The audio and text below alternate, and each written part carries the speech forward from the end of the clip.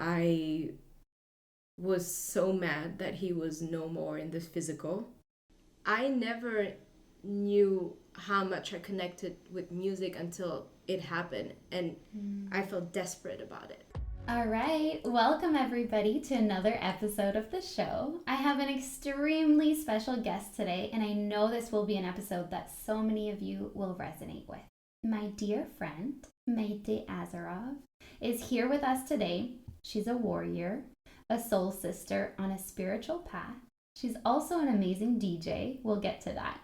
I cannot wait for you to hear her powerful story. So without further ado, Maïté, welcome to the podcast, and thank you so much for being here. Bonjour Magali, thank you so much for having me. And what a special day today, February 14th, Valentine's Day, talking about big topics. Big topics.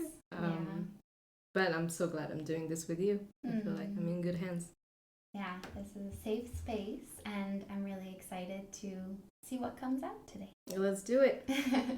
Let's go for it. Let's go for it. So let's start off a little bit about your journey, how we got here.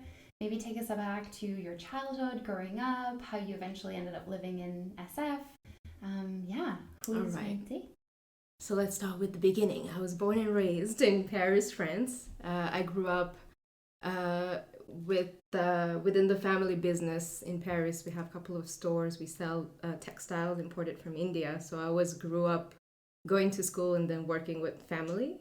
And after the baccalaureate, I've decided to move to the States because I was always fascinated with the Silicon Valley culture. I went to law school before that, and I was like, no, this is not resonating with me. And I always had my eyes on San Francisco. And with the push of my parents, we were able to send me there. Mm-hmm. I went to school. I studied a bachelor degree in business management, and then later on an MBA. And all of this is in the span of 10 years. And then I found love in San Francisco, and I married my beautiful husband. And this is why I'm still in San Francisco, pretty much. Yeah. Yeah.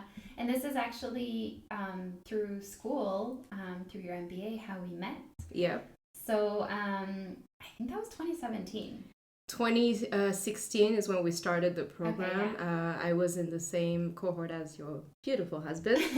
And then I would see you also in the hallways of Halt. Mm-hmm. Shout out to Halchins. Yes, we love you guys. It's cool. School brought us together, but I think we never really connected. I mean, we knew of each other, but this is the first time that this year has been the first time where we connected on a deeper level, where I feel like, wow, how come we didn't have this before?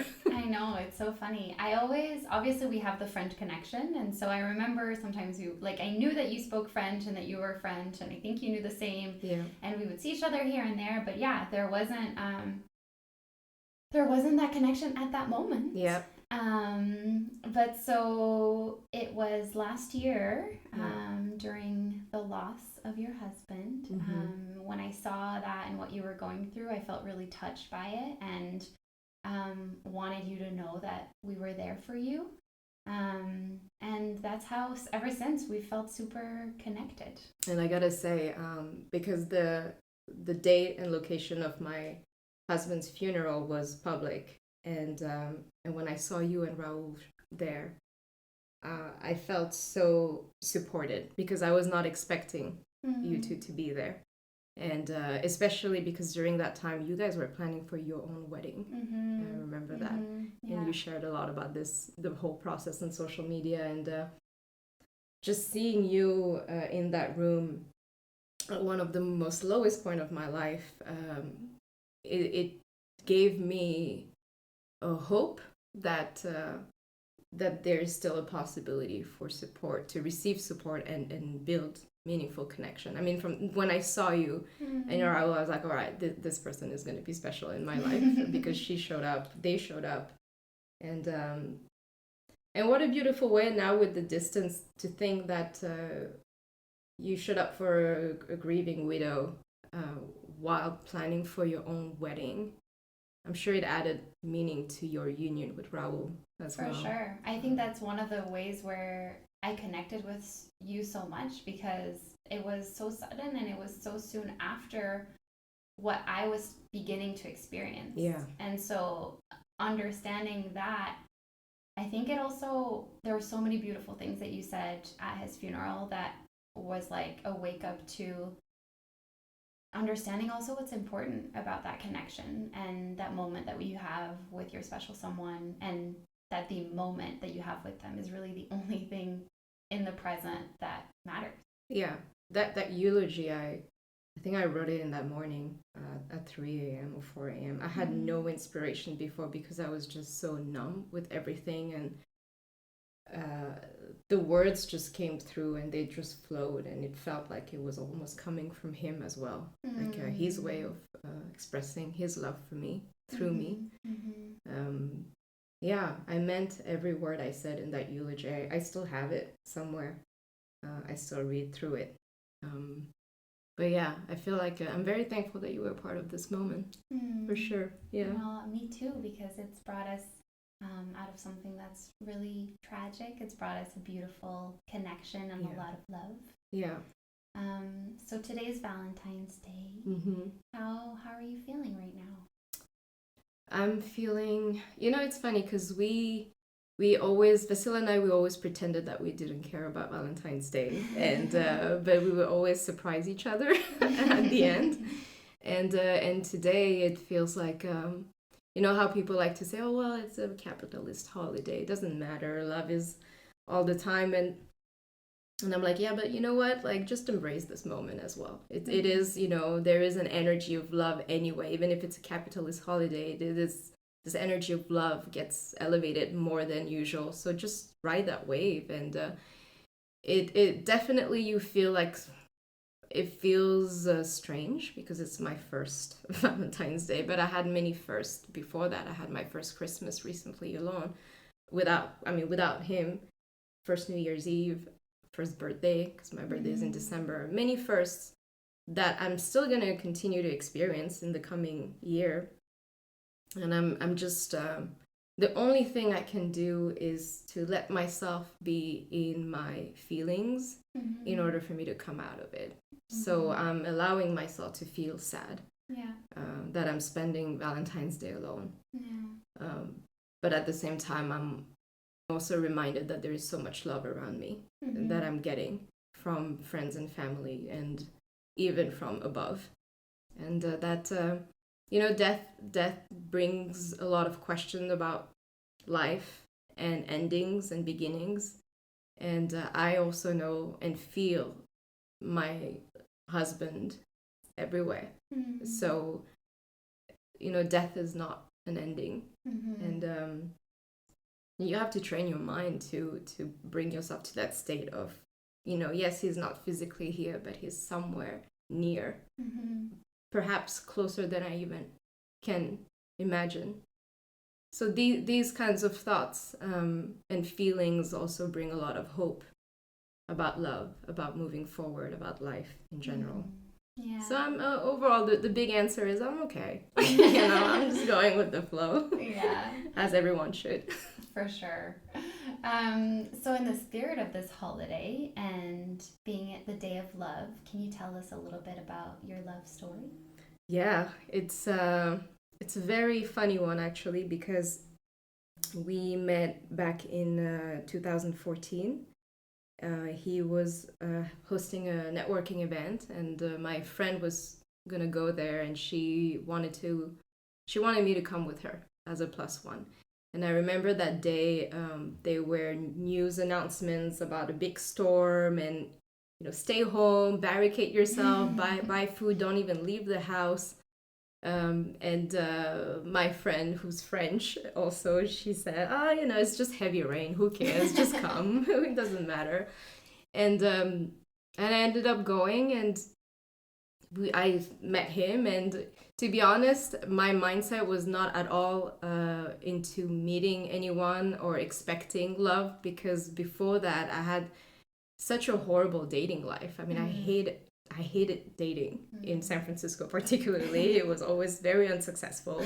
I tried every dating apps. I even paid to meet them, and I hated it so much that I remember the night before I met my husband, I went down on my knees and I said, God, I'm freaking tired of this dating thing. I'm done. I leave it to you. You know what I like. I'm just going to focus on my studies, and you do your thing. You know what I want, and deal with it. I'm tired of trying. And literally the next day, that's when I met him. Wow. And I never even thought of him like that, but the connection kept going, and he would say that he knew that I was the one, because that's what he likes to say, but it took me a bit longer because my mindset was just blocked. I was like, I'm done with love, you know? Right. So it took a bit longer for me. And that's how we met. And ever since we met, we actually kept seeing each other, and it became a beautiful friendship that turned into love. And even I think it took for me to propose to him, because he proposed to me and then I proposed to him a month later. No way. It took that moment for me to know, oh, he's the one. Like, he's the one. Why did I have all these doubts? Yeah. Tell us about that. He proposed, and then a month later you did. So he proposed on my birthday in Iceland back in 2017 or something. And I had so many fears about and you know, coming from someone who loves love, who always looked for the love of her life somewhere, there were all these fears that creeped up, because I was worried, is this the one? Is this true love? My past experience, my past relationships were very volatile. They were passionate, and you would think that this is what love is. Like, the highs are high, very high, and the lows are super, you know, heartbreaking. And for the first time in my life, I've experienced a love that felt like a river, that felt very peaceful.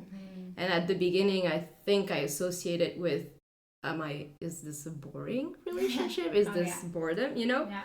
And it took me some time again to realize, like, no, like, this feels like home, you know, and it feels calm, and it feels crisp and clear and easy. And so it took me this realization to be like, oh, wow, what I had before was not at all love. It was not that at all. This is it. This is it. So that moment of clarity made me realize, okay, when I said yes to him, I didn't have all this understanding. But now that I've gained this clarity, I need to propose to him so that he knows that I see him as like my king and my, you know. So I did the whole, went down on my knees, and I, you know, wrote him a love letter, and I remember him saying that it was one of the most beautiful days of his life, of me proposing to him. I'm sure it was a big surprise. Yeah, but it was nothing special. We were both in our pajamas, and I just barged in his room while he was working, and I was like, listen, I have to tell you something. And it was very simple and yet so meaningful. Yeah. I love that. That's beautiful. Yeah. I love what you said also about what we think love is supposed to be, because oh my God. these, like, I think it's also from what you see, right? And I don't know, the dramatic effect of, like, you're mad at your loved one and you're gonna slam the door, but then they're gonna run after you. Yeah. Like, I don't know if it's a French thing, this whole passionate, like, fiery love, and, you know, the love and the sex is so, you know, high, but then, you know, the frustration, the anger, and it's like a love-hate. We associate all of this with I don't know why I mean, personally, this is my opinion, this is for me. Looking back, comparing those relationships, I realized, like, this was all juvenile. Like, it was just so immature and so not grounded, and the communications were off, and again, that's why, because you come from knowing just that, all of a sudden when you are with someone who brings calmness and harmony, and who knows how to communicate and listen, and you're like, well, this feels foreign. This doesn't feel like what I'm used to. And you question it. I did question it for a little bit. Even though I was deeply in love with him, I questioned this whole thing. And life will bring you aha moments where you take a look at everything from with a little bit of distance, and you're able to put A plus B together, and you're like, oh my God, yeah, this was love, like all along. This is what it feels like, and it felt so good. It felt so good, and that's why our marriage was so meaningful and so magical, because this awareness of what this love represents was there. Yeah, from the beginning. From the moment we said yes to each other, even like this level of commitment towards each other was even till the end, still now. To be honest, I think that our connection is so deep that again, and this brings the topic of life and death, and our this sense of oneness with the souls and with the people. I feel it so strongly. I feel like he's a part of me, and I am part of him, and that somehow we're still connected. And it's very, it's deep, because you don't expect to lose your soulmate. You think of life in a very linear way, where you think, okay, first it's the grandparents who leave, and then the parents, and I never saw this coming, and I've always feared the death of my loved one since I'm a kid. Sometimes I would still daydream about and think about the loss of my parents, or I would even imagine my own death, and just cry about it because of losing the people that I love. But I never saw this one coming, and it was so sudden and so unexpected that it was like a big slap on my face. But also a great awakening when it comes to understanding this life thing. Yeah. And I'm excited to get to that because I've definitely seen you blossom even in this very difficult time. You know what's funny? Because he passed in April 2022, and at the beginning of every year, my friends and I, we like to pick a word that would set the tone for the year. And I remember that for 2022, my word that I picked was play. So I was like, oh great, it's going to be a year where I'm going to be playing with my, with my ideas and try different things. And then boom, he died.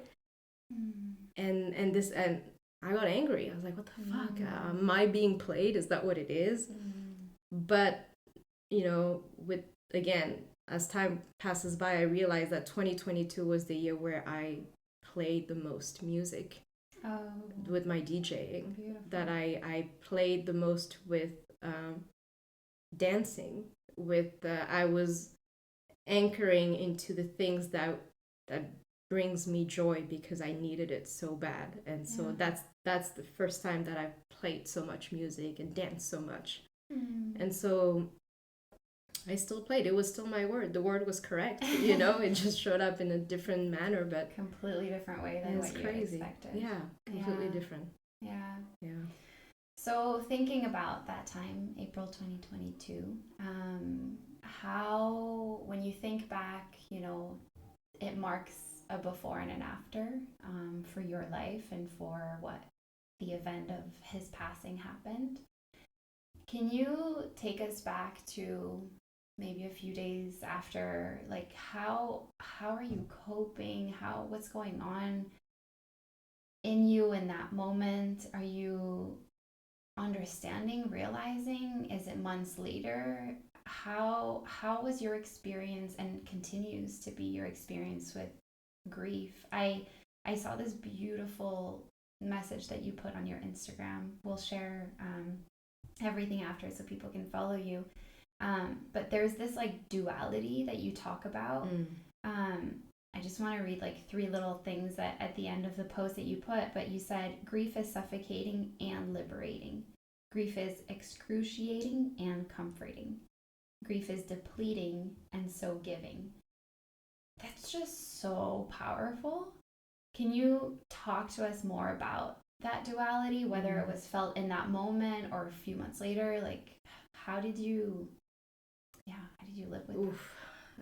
I wish you could feel it, because words would never be enough. But the first the few days after finding out that he passed away, it was a total shock, obviously, a refusal to accept the death, but also I was so angry with God and the universe, and I didn't see reason for me to continue because I felt like, you know, for the longest time I thought that my purpose in life was to love him and to be of service to him. And I think this desperate need to connect with him led me to understand even more this concept of duality. I was so mad that he was no more in the physical that all I could think of was, where can you possibly be? And what can you possibly be doing without me? Because we were always together. Like, there's no way you're doing something without me, you know? And so these questions, this need of connecting with him made me open my heart, I guess, to the bigger picture when it comes to death. You know, one other thing that I'll say, leading, you know, when we found out that he died, was that, you know, it's just me here. My parents are in France. His parents are in Belarus. He had a business. He still has it. I mean, it's still existing. The first people that I contacted was our team, because we worked together. And, you know, one of the first questions was like, well, what do we say to sponsors? And so I was like, sponsors, wow. And at the same time I had to deal with, because he passed away in Nashville, you know, I wasn't there, so I had to deal with the Nashville people, and I had to contact some friends, and I had to have help in calling his parents because they don't fully speak English, you know, contacting my in-laws, explaining that he's no more, without even me not understanding what just happened. It took some time, you know, to even know. The autopsy said that he had an enlarged heart. This is something that we didn't even know he had. And so when you have a large size heart and you work so much and you get stressed a lot and maybe you drink, or, you know, you know, he had sleep apnea, so he had a lot of condition that led to his heart stopping. So processing all of this information and then having to gather a bunch of documents and organizing the funeral and telling my own parents, it was numbing. It was just, it was like a mind fuck. I don't know what else to say. But once the funeral passed, things got quieter, because at the beginning everybody's there messaging and showing support, and then eventually that support fades away. And now you're confronted with your thoughts more, and not with everybody else's feelings. And you know, being a spiritual person myself, I've always, ever since I was young, I always had this question about God. Who is God? What is God? That led me to learn more about other religions, and learning more about religions led me to become more spiritual, to remove that religious barriers and just be more all accepting. And that his death provoked a lot of anger, where I shut down. I was so angry because I said, I always prayed for him and for his safety, and I felt like my prayers were not heard, and I felt like I was being punished or something. And I was so angry with the universe. But then eventually you still want to have hope. You still want to connect, because you realize there's no way he's just gone. There's just no way that this is it. And so those questions, those thoughts makes you open your heart more to, okay, let me try this again. Let me try this whole connection spirituality again, because it really started again through my desperate need to know that I wanted to make sure he was okay. He passed. I was angry that I couldn't feel him as much.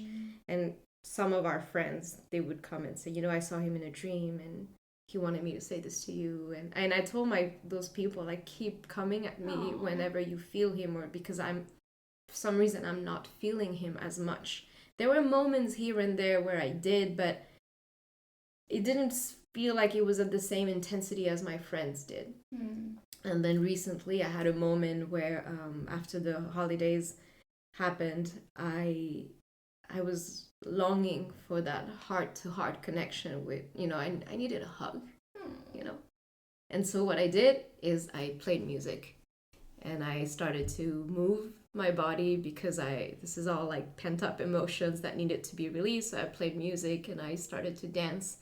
And all of a sudden I felt him. I felt him dancing with him. I could picture him, but I also felt a presence as if he was holding me and almost as if I could even touch his hair.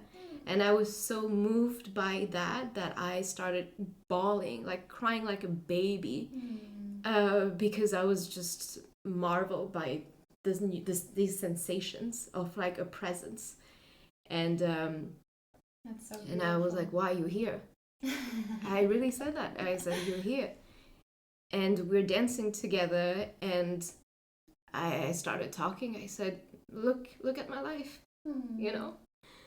I miss you so much. And I started, we started to talk. I mean, I started to say all the things that I wanted to tell him. And then I felt the love that I was longing for in me.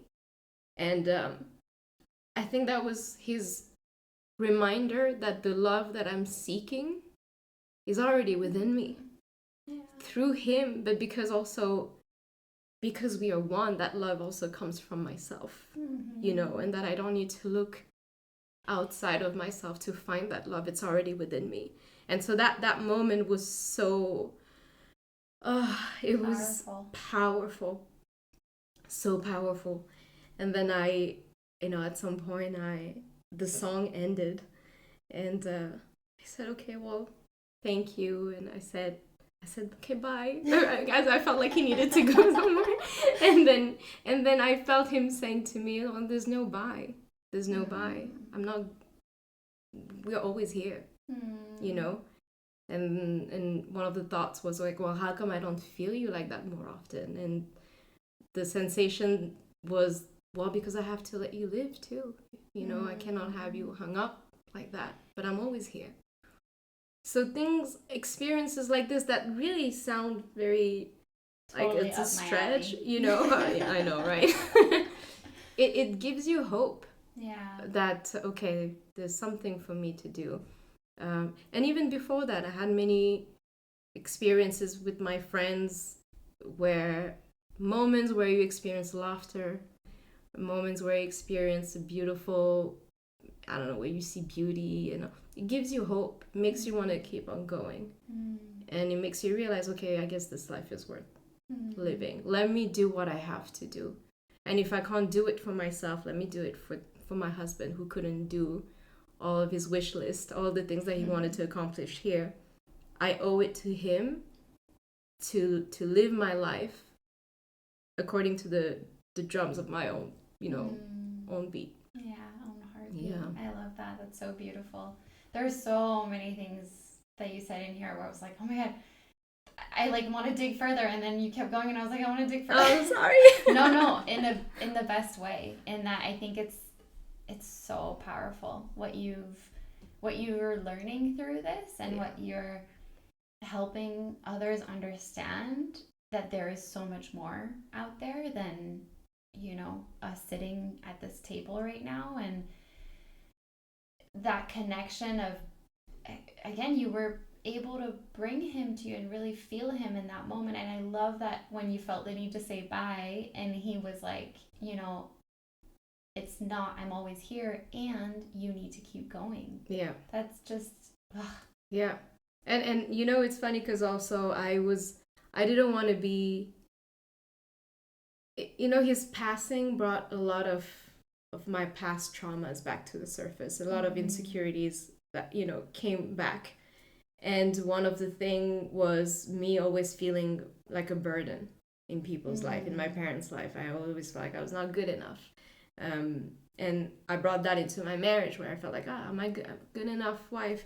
And even when he passed, I didn't want to be a burden to his soul. I didn't want him to be trapped here because of my sadness. So I kept praying, like, keep ascending, keep going up. Don't let me hold you back, because we're going to be connecting. I want to be able to feel you. And I feel like only once you ascend to that higher realm will I be able to connect with you more. So keep on going. Don't let my sadness hold you back. I don't want you to be haunting places, you know. and I promise he's not. Like, I can feel that.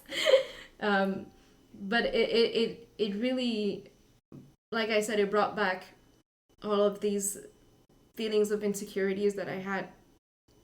Not, thinking that I couldn't be someone by myself. And now being forced to be someone, and not be codependent on anybody. And I will say that this experience, this is what my good friend said to me. He said, one day you'll realize how unstoppable this event is going to make you, because you're going to be unafraid. What's the worst thing that can happen to you? Death. Death is the worst thing. My husband will be waiting for me with open arms. So even death is not even scaring me. So what stops me? And I hope, if there's one thing that I hope, is that I never forget the desperate feelings of finding out about his passing, because in that moment, nothing mattered. Not even my insecurities, not even time, nothing mattered. And I hope that I never forget this when it comes to pursuing my passions, my goals, whatever it is, a connection, just really just going for it and not letting anything stop me, because it's such a time waster. And we have no time to waste. I mean, this life is it. And this whole thing about duality, the death of my husband reminds me that this life is everything and nothing at the same time. Meaning, do what you have to do. This is a playground. Do what you have to do, because this will come to an end. And do it meaningfully, and don't let anything stop you. There's no such, there's no dream that is too big to achieve.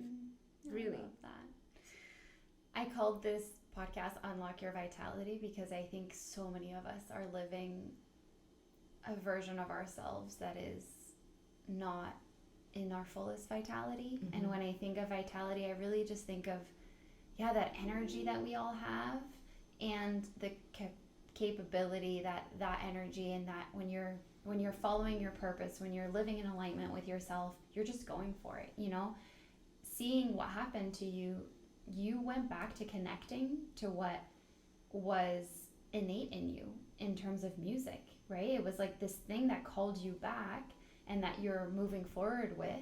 And as you're doing that, it's also the thing that you're able to connect more with him, because you're connecting more with yourself. With my joy, yeah. The more I connect with things that feel aligned, the more I'm in tune with what resonates and what feels right, and I'm in tune with him as well. But here's the thing, though. I never knew how much I connected with music until it happened, and I felt desperate about it. Because I grew up not believing that I could pursue these things. It was almost unattainable. I wanted to work in fashion, but that's not something that I grew up thinking, oh, this is something I can pursue, just like music. Growing up with Indian immigrant parents, you never think that your dreams, your hobbies could be something that you can actually pursue, because they had such hardships in their lives that their hope for you is that you become a lawyer, a doctor, an engineer, even though they don't even know what it means to be an engineer. Right. And so I didn't even allow myself to dream my dreams fully. And it's only later on that I was more aware of, wow, I really like fashion, I really like music, I really like dancing, I really like drawing, and there are many other things that I'm going to find out about myself, I know. But the thought of potentially living of it was never a possibility. And so because of that, I just downgraded them as just hobbies. Right. And didn't even allocate any time for it, because why? Time is money. That's what you learn. But with the passing of Vasil, it became almost a survival thing to lean on to those things that were making me feel a bit better. And the first thing actually was dancing, was movement. This whole experience of death had me so static that my body was begging to move. And I hate working out. I'm not a workout person. I see all your stories of you running and everything. I'm like, how does this girl do it? I can't. I hate working out. And yet my body was begging to move. And one way for me to move my body is not by going to the gym, is by dancing. I love that. And so I was like, all right, dancing resonates with me. So let me, find a dance class. And at the time I was in Paris. I was spending the summer there, and the only thing that I could do was signing up for these classes. It was belly dance class, which is interesting because belly dance, it's a lot of lower movement. It's moving the womb and the belly and the things, that we hold women, all of our emotions, we hold it in our, stomach area. Yeah. So it unlocked something, dancing and having those parts of my body activated. It did something where I had a glimpse of what it feels like to be in my body again and to be in my power again, even though it was just 1 minute of feeling of like, oh, I feel good right now, And that's the only thing I could do. For 3 months in Paris, I would dance for 5 hours, and that's the only thing I was committing to. Because another thing that death does is you stop planning ahead so much, because the reality is so in your face that the only time that you have is this very moment. That I mentally and physically became incapable of planning for tomorrow. You feel every second passing by. And again, this whole duality thing, it's like I was dreading the next day, but at the same time I was amazed by how fast it went by. And so constantly like, oh my God, understanding this whole thing, this whole concept of time is so distorted. We think that life is a checklist of things that needs to accomplish in order to get to point A to B to C, and it doesn't work like that. And that awareness is now the base of how I'm making any decisions in my life right now. And this is something that does not resonate with a lot of people, even in my family. They don't understand some of my choices right now with this music thing. They're all worried, like, what are you going to do with your life now? I'm like, I'm not even worried, because I'm taking each day as it comes, and I have to trust my every move now that I have this awareness, and trust in the right timing, and trust in, if my body today is feeling tired and I don't want to do anything, I'm going to honor that, and I'm not going to do anything. And because I have the freedom and the luxury to rest whenever I want, I'm going to honor that flexibility that I have. It's almost my duty. If I can do it, I owe it to myself to take that time to do what I want. And it's freeing in a way to be able to see things for what it's like, but it's also scary because your whole environment doesn't vibe that way. Everything around you, everybody's working, everybody's doing something, everybody has a goal to attain, and then they ask you, well, what do you do? It's a question I fucking hate being asked, because I don't fucking know what I'm doing. But somehow I come at the end of the day feeling like, okay, I've accomplished something, I think you are embodying so well this awakening that you had through this experience and this living in alignment. And our society doesn't recognize that as quote unquote successful. Yeah. Because it's like, well, how do you measure that? You know, what, Yeah. what does that look like? And Yeah. I feel the same as you. And before being in the tech world, people ask you what you do at a party or whatever. It's like, oh yeah, here's my little spiel. And now having a completely different life that I'm still figuring out, it's like, well, I'm doing this, but like, is that, are you asking this because you're asking who I am? Like, Yeah. how does that? So I think it's a lot of people can relate to that. Mm-hmm. What I love so much about what you said is that, again, you're living your life in alignment with what resonates every day, what you're connecting to your intuition, what you're being guided. 100%. The only thing that I pray for right now is clarity. Every day I pray and I ask for clarity. Give me clarity and guide my every step. And that's all I can do, because I feel so anchored into the universe guiding me, and I trust so much. I surrender, because that's all I could do at that time, was surrendering to the day as it came and trusting my every step. And now it's almost my motto. It's like, that's how I'm gonna roll from now on. And you know, coming from the startup world myself with my husband and everything, now I'm almost, I resent that world right now. And that's a healing that needs to take place, because we've been in it for so long. Yeah. And especially here in the Bay Area, we have this sort of woke culture, but people don't realize how toxic the startup world can be, and how being an entrepreneur, it's, you sacrifice a lot. And everybody talks about their Series A and everything, and but it still remains very transactional. And I wish that my husband, you know, he gave himself so much into this environment, thinking this is going to be our future. We have to sacrifice time and energy, because this is going to lead up to a house and a family life and security and safety. And now for what? Yeah. You know, yeah. we are about to buy a house. We were about, you know, there were many things that we were about to do, and we saved up money thinking, well, you know, we need the cash for the down payments. We need, let's not go on that weekend. Let's not make that trip, because we need to save up. And because of the pressure of everybody, like, you need a saddle, you need a home. And for what now? You know? Yeah. Because all that remains are the memories that you have. And I wish we were not, you know, trying to save up so much. We didn't pay ourselves many times, because we were returning that money to the business. Many decisions that now I think about, and that allows me to make better decisions today. Because I realize this can all end tomorrow. My own life can, you know, and everything can just end. So how do you want to live? You know, how do you want to experience this life next?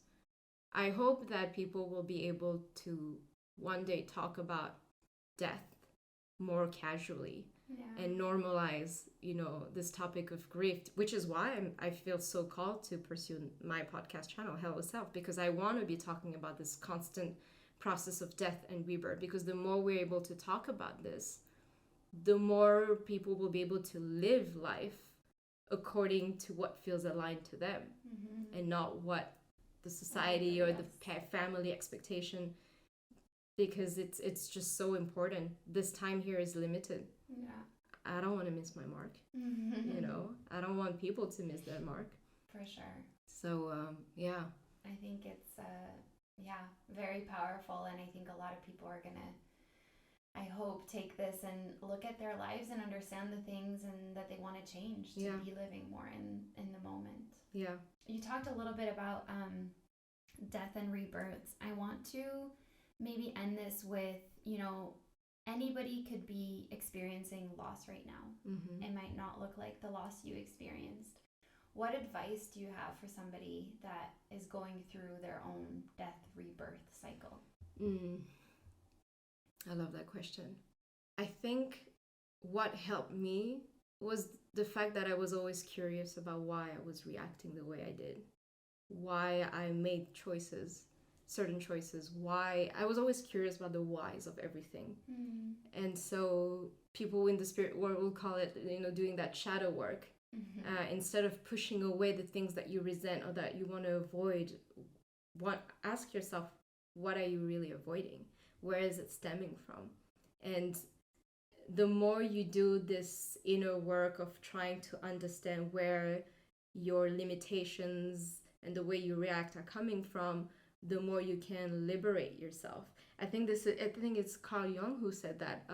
Until you expose the shadows are going to lead your life completely. And you might, something like that, I'm paraphrasing, but understand that this life, this human experience comes with a whole lot of emotion that we are meant to experience. Everything cannot just be joyful, right? As much as I pray for ease and joy and suffering, pain, loss, it's also part of this package that we're in. And so, like we talked about it earlier, right? If the more you are able to understand yourself, the less you are a victim of external things that are happening, and less attached you are to expectations. I love that. It doesn't mean that you have to be detached from things, because I love love, you know what I mean? Like I love to be fully into things, but understanding that life is a cyclical thing and life is happening. It's not happening to you, it's just happening. And if there's one thing that is guaranteed, is that we're all gonna die. It's the only thing that is guaranteed, is that this is gonna end for us at some point. We don't know when. How come we don't talk about this more? So there's a lack of language around death in general. I think there's a big discomfort for people too, because it's this, I guess, unknown and scary and the taboo almost experience that we know we're all going to have. And so I loved what you said about, that you hope more people will talk about death. I think that's something that, I very much resonate with. And death doesn't just come in the physical form, right? Any change that happens in our life is a little death, the change of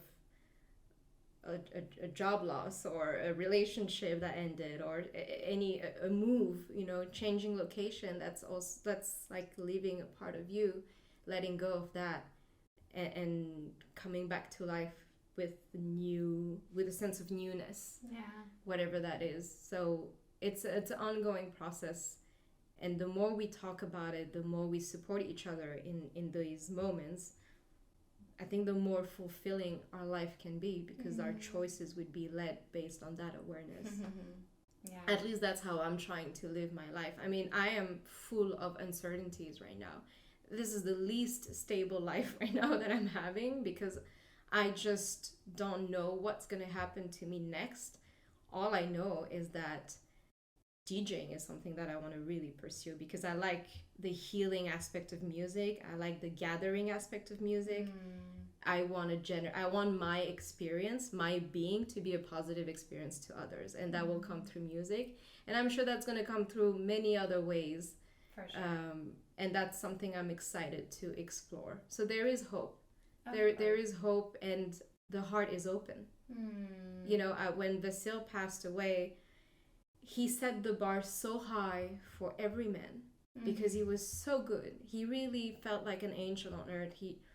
I thought, there's no way there's gonna be someone like him. There's no way. He knew how to talk. He was such a good listener. He was so compassionate. He, like, all the qualities I saw in him. And I thought, this guy set the bar so high, it's gonna be impossible for me to meet someone else. And I thought for a second that maybe love is not a priority for me anymore, that I had it. I know what it's like to be loved so much that you would think it's God loving you. I had that. And I feel like there are many people who live many lifetimes without having this experience. I had that. And yes, he transitioned, but I thought, okay, now that I had that, I need to focus on other things.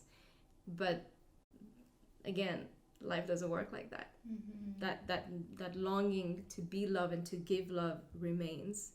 And so one lesson that I had very recently is that I guess my heart is willing. to find that again, you know. Yeah. But it has to start from within myself, because otherwise I'm going to keep, your happiness cannot be outside of you. Yeah. And so this is right now the healing journey that I'm going through. It's self-love, you know, and being able to be comfortable with who I am by myself, love myself the way he loved me, you know. And I trust that it will attract the right relationships and the right opportunities. 100%. Yeah. If you're guided by love. Oh my gosh, there's so much. We could keep talking for hours. I know, right? Like happy hour, let's go. Where can people hear your amazing DJ sets? Okay, so I'm on SoundCloud, Maïté Azarov. You can find me there. You can find me on social media, on Instagram, again, Maïté Azarov. And I will be performing more and more, I think, in the city, in San Francisco. So, you know, stay tuned, I guess. And we'll share the links also in the show notes, sure. so it's easy access for people. And I'm going to be launching a podcast very soon about these topics of death and rebirths. It's going to be called Hello Self Podcast. So stay tuned for that. I love it. I can't believe I'm saying stay tuned. This is so funny. But yeah, I mean, this is... I will say this, I've always had this sense of insecurities about being seen, but after what I went through, I don't give a fuck anymore. Like, everybody's gonna see, and I'm gonna be doing what I'm meant to be doing and whatever is calling for me. So yeah, I'm letting go of all these fear of judgments, and I'm just gonna have fun with my life and explore and fail as many times as I need to until I get to where I want to be. I love it. Yeah. You are an inspiration to many. You inspire me so much, and I admire so much of everything that you've gone through with your journey, how aligned you are. So I'm so excited to share you with the world through this little conversation, or long conversation. We'll see. Yeah, and again, I know we'll be coming together even more, creating amazing experience for people as well. So I'm excited for that, and thank you for holding space for me, because this is the first time that I'm talking about all of this in a public platform. And you know, it's funny because as you were asking questions, there are so many thoughts that are going on. So this is a conversation that will keep on going for sure. Yeah. That has to keep on going. And thank you for sharing it with us. No, thank you for being here for me. All right, guys, that's it for this week. See you next week. This week's well-being tip of the week is coming back to love. This is a really simple, whether it's journaling or even just saying these things out loud. What do you love?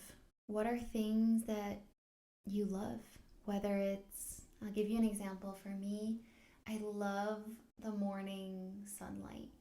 And I mean, whatever the temperature is outside, just sitting on the floor, on the ground, outside, and feeling that first beam of light, that first ray of light. It doesn't even necessarily feel warm yet because it's in the morning, and so depending on the time of year, it's just, yeah, it warms me up inside, this feeling. I love spending time with my loved ones. I love laughing. I love recording this podcast. I could go on and on and on. So yeah, just taking a moment just for you right here, right now. What do you love, my love? All right, talk to you next week.